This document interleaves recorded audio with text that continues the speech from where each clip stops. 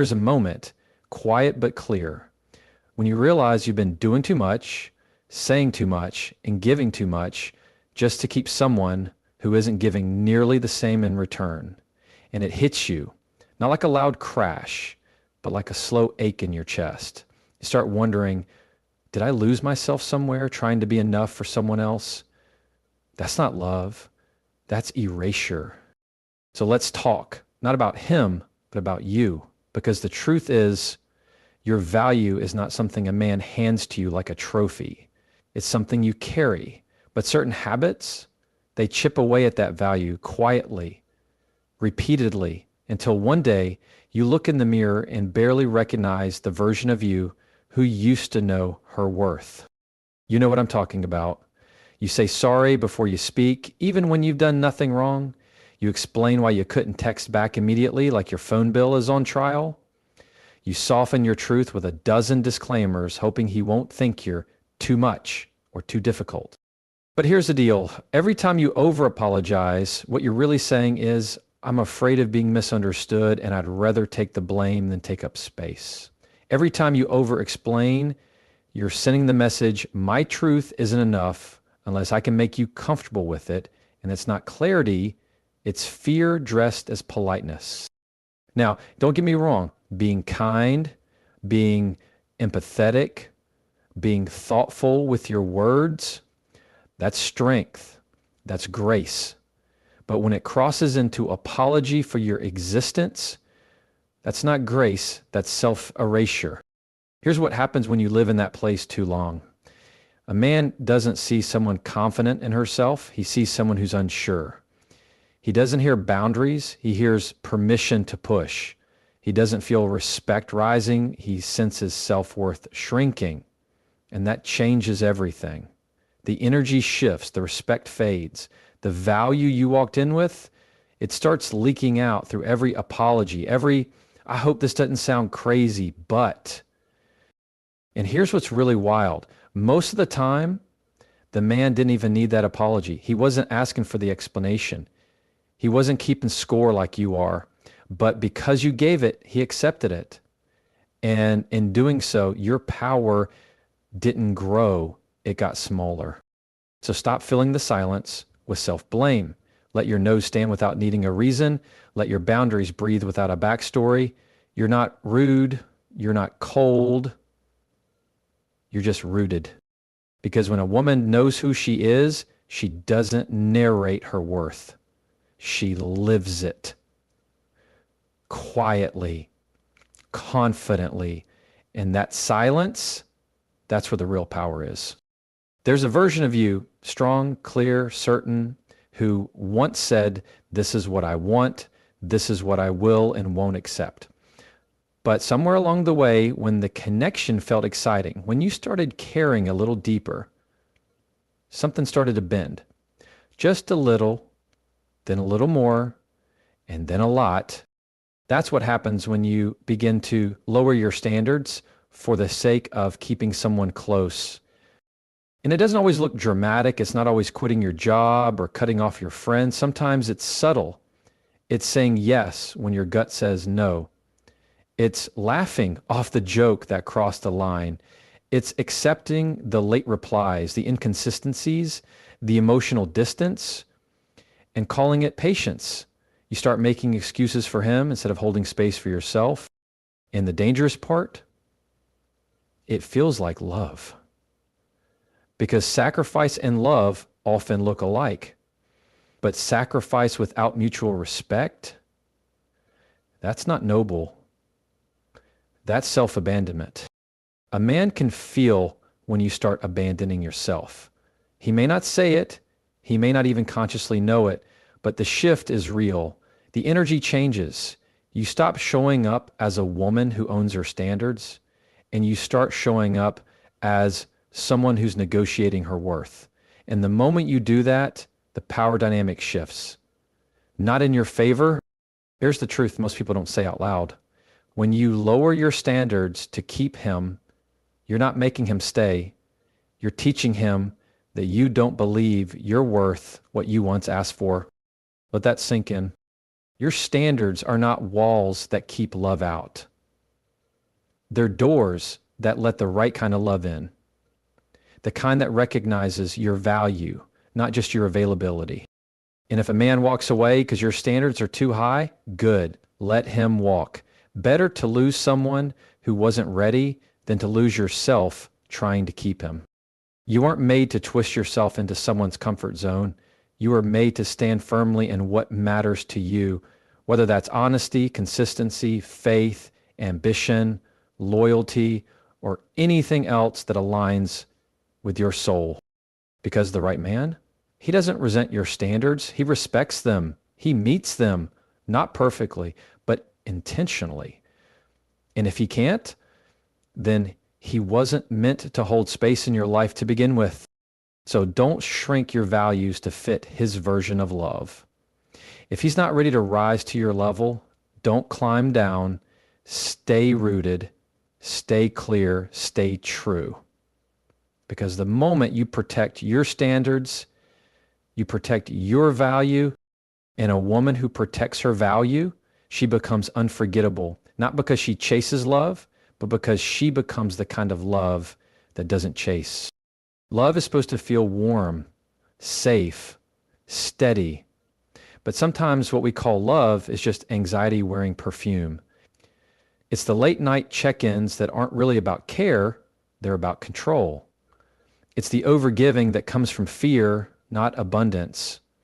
It's the constant needing to prove that you're good enough, loyal enough, different enough, so he won't leave. This is where desperation slips in. Quiet, dressed up like devotion. And to the outside world, it might look like loyalty, like you're just all in, but deep down, you know the truth. You're not loving from wholeness, you're loving from fear. Fear of being forgotten, replaced, unseen. You text first every time, not because you want to, but because you're afraid he won't. You compromise again, not out of love, but because you're scared to lose him. You give and give and give and call it devotion when really you're trying to earn something that should never have to be earned. Respect. Here's what happens when you love like that. A man doesn't see your heart, he sees your fear. And fear isn't attractive. It doesn't invite protection or presence. It invites distance. It tells him, you don't even believe you're enough for me to stay on my own. So you're trying to hold me with your effort instead of your essence. And you deserve better than that. Because the truth is, devotion isn't loud. It doesn't beg. It doesn't chase. Real devotion stands still and steady. It doesn't perform. It just is. A woman grounded in self-worth doesn't need to prove her place in a man's life. She knows her place isn't earned through performance. It's either respected or removed. And if it's not respected, she walks. Not because she's angry, but because she's anchored. Ask yourself, is my care coming from love or from fear? Do I show up because I want to be here or because I'm afraid I'll be forgotten if I don't? Because that difference, it changes everything.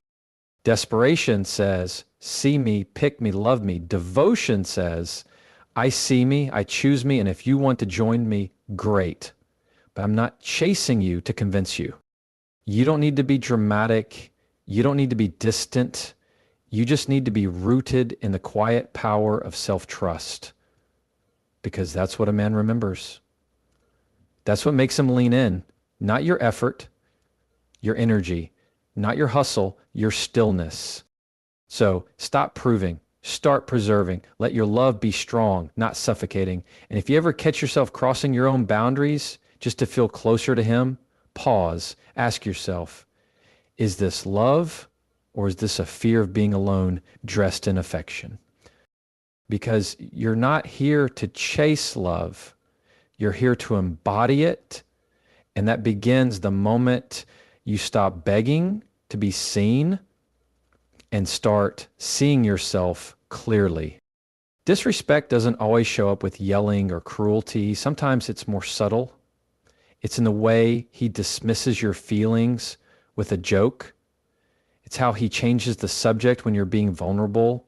It's the constant delays, the lack of effort, the promises that don't turn into action. And every time it happens, you feel a little sting, a little crack, but you say nothing.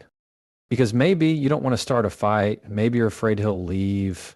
Maybe you've convinced yourself it's not that deep. But let's be honest, it is. Because when you tolerate disrespect, even the smallest kind, you send a message louder than words. I'm okay with this. You may not say it, but your silence says it for you. And over time, that silence gets mistaken for consent, for comfort, for acceptance. Disrespect doesn't always break your heart all at once. Sometimes it just erodes your self-respect a little at a time until you wake up one day and realize you've become a version of yourself who's always walking on eggshells, always adjusting, always swallowing your truth just to keep the peace. But peace at the cost of your dignity isn't peace. It's quiet suffering. Here's what most people won't say. The moment you let something slide that went against your gut, you taught him how far he could go. And the next time, he'll go further, not because he's cruel, but because people tend to treat us at the level we require, not the level we desire. You can't train someone to respect you with kindness alone. You train them with boundaries, with clarity, with consistency, by not laughing off the things that hurt, by not explaining away bad behavior, by not showing up the same after being mistreated like nothing happened. You don't need to scream. You don't need to fight, but you do need to speak, to act, to walk away when necessary, not to punish him, but to protect you, because you're not hard to love. You're hard to manipulate. And those are two very different things. So the next time you feel disrespected, pause. Ask yourself, if I say nothing, what am I teaching him about me? Because you're always teaching people how to treat you, whether you know it or not. Your standards are not harsh. Your boundaries are not mean. Your silence is not strength if it comes from fear. Speak, not to control him, but to honor yourself. Because when you protect your self-respect, you protect your value. And a woman who refuses to tolerate disrespect doesn't become difficult, she becomes undeniable. You don't always notice when it starts. You just begin talking a little less about your wins, laughing a little quieter, holding back the opinion you are about to share. You downplay your goals, you shrink your energy, you dim your light, not because you don't believe in yourself, but because you're afraid your confidence might intimidate him, or worse, push him away. That's what happens when you play small to keep the peace. You convince yourself it's kindness, that you're being humble, that you're just easy to be with. But deep down, you know, this isn't ease, it's erosion. And every time you silence your brilliance, you lose a little piece of yourself. Here's what many people won't admit. Some men aren't intimidated by your strength. They're simply not built to stand beside it. And that's not your fault. But if you shrink to fit into their comfort zone, you become unrecognizable to the version of you that once dreamed fearlessly. And it changes the dynamic. Because the moment you stop owning your voice, your vision, your value, you stop being the woman he was initially drawn to. The very thing that made you magnetic, your fire, your mind, your presence, starts to fade. Not because it left you, but because you buried it. And here's what's worse. When you constantly make yourself smaller, you begin to resent him for it, even though you were the one who handed over the space. Real connection doesn't ask you to shrink, it invites you to expand. The right man doesn't need you to dim your light so he can feel secure in his. He doesn't see your power as a threat. He sees it as a partnership. So speak boldly, celebrate your wins, share your ideas, live fully. If he's uncomfortable with that, let him step aside, not because you're better, but because you're not here to make yourself less just to be loved more. Because the truth is, when you play small, you don't just lose his respect, you lose your own. And once you lose that, nothing else really holds. You're not here to make yourself palatable. You're not here to play cute with your capacity. You're here to live all the way with depth, with presence, with power. If that's too much for someone, they're not your person. And that's okay. Stop apologizing for your strength. Stop filtering your joy. Stop making room for people who refuse to grow with you. Because when a woman stands in her fullness, she doesn't disrupt peace, she redefines it. It feels innocent at first. You smile because he smiled. You feel beautiful because he said so. You feel secure because he gave you attention. And when he pulls away, suddenly you're questioning everything. Your appearance, your value, your place in his life. You're wondering, did I do something wrong? Is he losing interest? Am I still enough? That's the trap, measuring your worth by his validation. And it happens quietly. You don't even realize you're doing it. But slowly, your self-esteem starts dancing to the rhythm of his moods. 1 minute, you're on top of the world. The next, you're spiraling because he didn't text back fast enough. His approval becomes the mirror you use to decide how lovable or worthy you are today. But here's the problem with that mirror. It's broken. Because no man, no matter how wonderful, consistent, or emotionally available, should ever have that much power over how you see yourself. That's not love. That's emotional dependency. And it's exhausting for you and for him.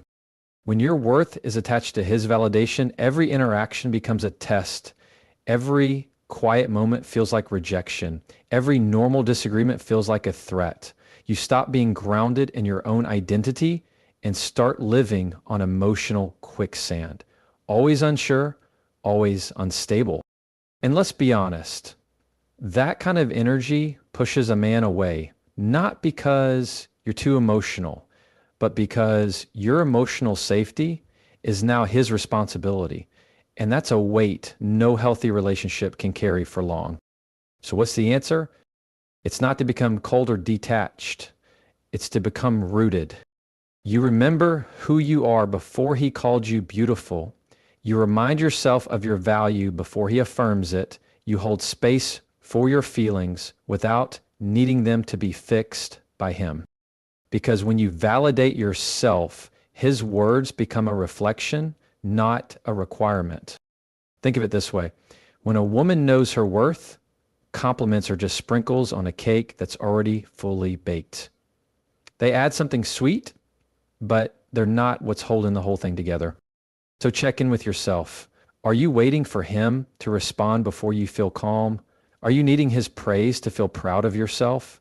Are you reading between every line, hoping to feel enough? And that's not love's job. That's your job.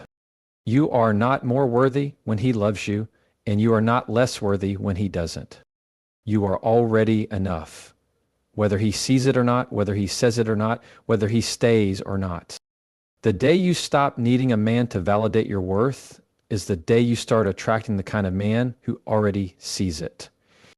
Because the most powerful woman in the room isn't the loudest, the prettiest, or the most agreeable. She's the one who doesn't flinch when love comes or goes. Sometimes we confuse what's familiar with what's good for us. Just because you feel deeply drawn to someone doesn't mean there's something deep between you. And in that confusion, you start chasing a feeling that looks like love, but it's really just attachment. Here's a truth that's hard to swallow. Attachment can feel intense, urgent, magnetic, and still not be healthy. It can feel like fire, but leave you burned out. It can keep you loyal, even when you're not respected. It can keep you hoping, even when you're not growing. Connection is different. Connection is calm. It's mutual. It flows in both directions. It feels steady, even when things get difficult. There's room for you to be fully seen and safe. There's trust. There's effort. There's consistency. There's space to breathe and to bloom. But attachment is fear in disguise. It whispers, don't let go. You won't find this again. It makes you ignore the red flags, excuse the bare minimum, and cling to the memory of how things used to be instead of seeing how things really are now. And that's dangerous because when you confuse attachment for connection, you stay too long. You shrink too much. You give too deeply without receiving anything that actually nourishes you in return. You start to believe that this emotional high and low is passion, that the pain is part of the process, that if you just love harder, wait longer, change more, he'll finally meet you where you are. But you're not meant to beg for connection. You're meant to recognize when it's real and when it's not.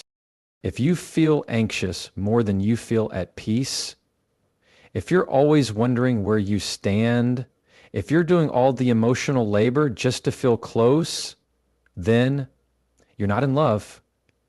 You're just attached. And the scariest part, when your heart is attached, your mind will start negotiating with your soul. You'll justify his behavior. You'll rewrite reality. You'll water down your needs just to keep the illusion alive. But love, real love, won't ask you to do that. It doesn't live in confusion. It lives in clarity. So ask yourself, am I connected or just attached? Am I choosing him or just afraid to be without him? Because the moment you tell the truth about that, your whole life starts to shift. Your peace returns, your confidence rises, your self-worth walks back in the room.